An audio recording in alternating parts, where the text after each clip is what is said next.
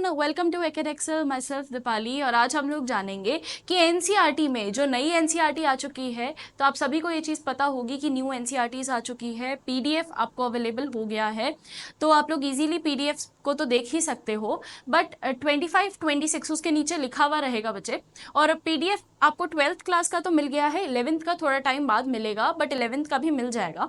Minor changes हैं, मतलब अगर कई बच्चे ऐसा सोच रहे हो कि मैम हम अभी तक पुरानी एनसीईआरटी से पढ़ रहे थे, तो क्या वो सही है, क्या मतलब हम उसे कंटिन्यू कर सकते हैं?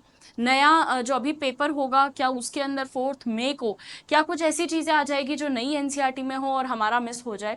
तो बेटा ऐसी कोई घबराने की बात नहीं है, क्योंकि जो चीज़ें तुम्हारी पुरानी एनसीईआरटी में गिवन है उसमें जो थोड़ी बहुत ग्रामेटिकल मिस्टेक थी, थोड़ा बहुत एरर था, जिसको हम कई सालों से ये चीज़ बताते आ रहे थे कि ये गड़बड़ है, तो वो फाइनली अब सही हुआ है। तो अब जब सही हो गया है तो उसमें कोई ऐसा मतलब कोई इशू नहीं आने वाला है। इस बार जो पेपर बना है वो पुरानी एनसीईआरटी के बेसिस पे ही बना है। तो नई एनसीईआरटी अगर तुम्हारे पास नहीं भी है, so you don't have to worry. आप इजीली जो पढ़ाई कर रहे थे, जिस तरीके से पढ़ रहे थे, आप आराम से पढ़िए। नया पैटर्न जो होगा वो नेक्स्ट ईयर से फॉलो होगा। नई एनसीईआरटी जो फॉलो में आएगी वो नेक्स्ट ईयर वाले स्टूडेंट्स के लिए आने वाली है, ठीक है। बट आप लोग प्लीज़ एक बार नई एनसीईआरटी को देख ज़रूर लीजिए। बेसिक्स जो फ्यू चेंजेस हैं उनको मैं अभी डिस्क्राइब कर देती हूँ, क्या क्या माइनर जो चेंजेस आए थे। सबसे पहला चेंज जो आता है वो आता है आपके पास ये ओवम का। ये देखिए, ये हमारे पास जो इमेज गिवन था ह्यूमन रिप्रोडक्शन के अंदर, जब आप देखते हैं स्पर्मेटोजेनेसिस और oogenesis, तो oogenesis के जो प्रोसेस है उसमें आपको ग्राफियन फॉलिकल का फॉर्मेशन और सेकेंडरी oocyte आना चाहिए हमेशा, बट हमको क्या चीज़ दिखती है? हमको हमेशा ओवम दिखता है, ठीक है। तो ये गलत था जो कि पुरानी एनसीईआरटी में था। नई एनसीईआरटी में इस इमेज को चेंज कर दिया है और यहाँ सेकेंडरी oocyte हो गया है, ठीक है।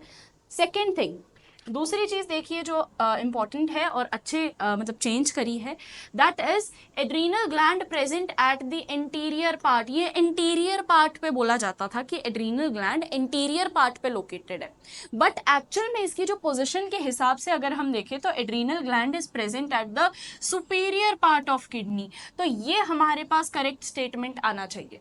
हालांकि नोट्स में काफ़ी सारे टीचर्स करेक्ट स्टेटमेंट लिखवा देते हैं, बट देन टू हमको फॉलो वही करना होता है जो at the end NTA final मानेगा। और एनसीईआरटी की लाइन अगर गलत भी हुई तो हमको आंख बंद करके उस पर यकीन रखना पड़ेगा, ठीक है। तो ये एक माइनर चेंज था कि सुपीरियर पार्ट आएगा ना कि इंटीरियर पार्ट आएगा, तो इंटीरियर अब सुपीरियर से चेंज हो चुका है, ठीक है। नेक्स्ट आपके पास आता है ये बायोटेक्नोलॉजी एंड इट्स एप्लीकेशन से एक स्टेटमेंट है। उस स्टेटमेंट में बेसिक ग्रामेटिकल मिस्टेक है। क्या चीज़ बोलता है? The Indian parliament has recently cleared the second amendment of the Indian patents bill that takes such issues into consideration including patent terms, emergencies provisions and research and development initiative. अब इसमें इतना minute change है, शायद तुमको दिखे भी नहीं, दूसरे कलर से लिखा है मैंने, ऑफ आएगा। In the terms of, that is, patent bills take such issues into consideration, including the patent terms of emergency provisions, research and development initiative। तो ये ऑफ की जो एक गड़बड़ी थी यहाँ पे, वो चीज़ यहाँ अब नई एनसीईआरटी के अंदर करेक्ट हो चुकी है कि ये हमारे पास रेस्पिरेशन इन प्लांट्स में एक जो है एटीपी फॉर्मेशन का हमको डायग्राम मिलता है।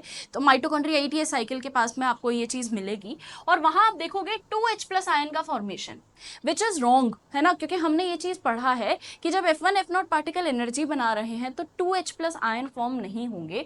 इसकी बजाय वहाँ कितने H+ आयन बनेंगे बेटा? 4H+ ion. तो 4H+ आयन का फॉर्मेशन होता है, मतलब 4H+ आयन का इन्वॉल्वमेंट होता है। तो respiration diagram starting 2H+ ion makes an ATP और 4H+ ion in the text. तो टेक्स्ट में तो 4H+ दिया है पर डायग्राम गड़बड़ था, तो अब वो चीज़ भी क्लियर हो गई कि अब 4 ही टेक्स्ट में है, 4 ही डायग्राम में भी हो चुका है। तो ये कुछ बेसिक चीज़ें थी जो हालांकि टीचर्स बता देते हैं, बट अगेन एनसीईआरटी एनसीईआरटी में भी ये सब चीज़ें मेंशन होनी चाहिए। Next coming, cytoplasm is the semi fluid in eukaryotes and fluid in prokaryotes. भाई दोनों में ही सेमी फ्लूइड होता है। साइटोप्लाज्म कंप्लीट फ्लूइड तो कभी भी नहीं होता, it is semi fluid always. इसका मैट्रिक्स हमेशा सेमी फ्लूइड रहता है, ठीक है। तो अब नए वाले में आ गया, it is semi fluid in both the prokaryotes as well as the eukaryotes, दोनों में ही जो है वो सेमी फ्लूइड नेचर होगा। साइटोप्लाज्म है ही सेमी फ्लूइड नेचर का, ठीक है। Next, Schwann was a British zoologist. ये चीज हमेशा गलत लिखी जाती थी कि वो ब्रिटिश जूलॉजिस्ट थे, वेयर एज वो हमेशा से जर्मन जूलॉजिस्ट थे। तो ये चीज भी थी जो नई एनसीईआरटी में करेक्ट हुई है। तो इस बार जो आपको नया स्टेटमेंट मिलेगा सेल थ्योरी जब आप पढ़ोगे तो cell the unit of life chapter के अंदर जो आपको नया स्टेटमेंट मिलेगा उसमें आपको मिलने वाला है स्वान वॉज अ जर्मन जूलॉजिस्ट, ठीक है, not a British zoologist rather than a German zoologist, ठीक है। तो और एक और चीज ये देख लो, मॉलिक्यूलर बेसिस ऑफ इनहेरिटेंस जब आप पढ़ते हो तो उसमें भी एक गड़बड़ है। क्या गड़बड़ है ये देखते हैं।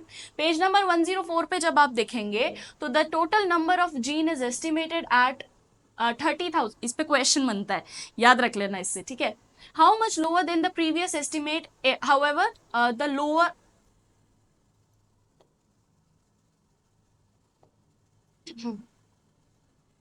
30,000 much lower than the previous estimate of 80,000 to 1,40,000 gene. Almost all 99.9% nucleotide bases are exactly same in all the people.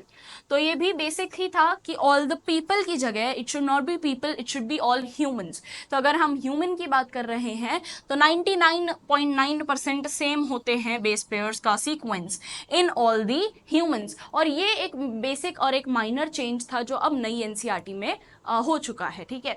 इसके अलावा अभी कोई भी ऐसा इतना डिटेल में कोई चीज़ का मेजर चेंज नहीं हुआ।